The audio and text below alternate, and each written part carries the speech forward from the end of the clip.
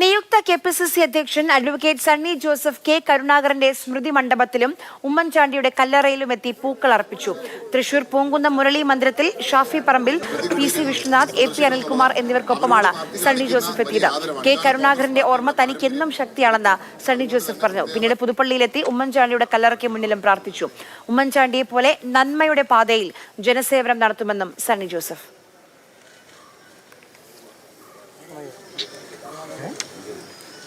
കേരളത്തിലെ കോൺഗ്രസിനെ ഒറ്റക്കെട്ടായി ഒരുമിച്ച് ഞങ്ങളുടെ ദൗത്യം നിർവഹണത്തിൽ മുന്നോട്ട് നയിക്കുന്നതിന് വേണ്ടിയാണ് ഈ ടീം പ്രതിജ്ഞാബദ്ധമായിട്ട് പ്രവർത്തിക്കാൻ തീരുമാനിച്ചിട്ടുള്ളത്.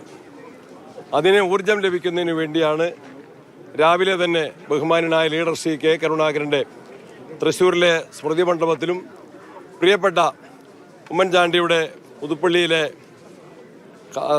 കല്ലറയിലും വന്ന് ഞങ്ങൾ അനുഗ്രഹം തേടിക്കൊണ്ട് പ്രാർത്ഥിക്കുകയും അവരുടെ ഓർമ്മകൾക്ക് മുൻപിൽ ശിരസ്നമിക്കുകയും ചെയ്തു. ഉമ്മൻചാണ്ടിയെക്കുറിച്ചുള്ള ദീപ്തമായിട്ടുള്ള ആവേശകരമായിട്ടുള്ള ഓർമ്മകൾ ഞങ്ങൾക്ക് കരുത്തു പകരും.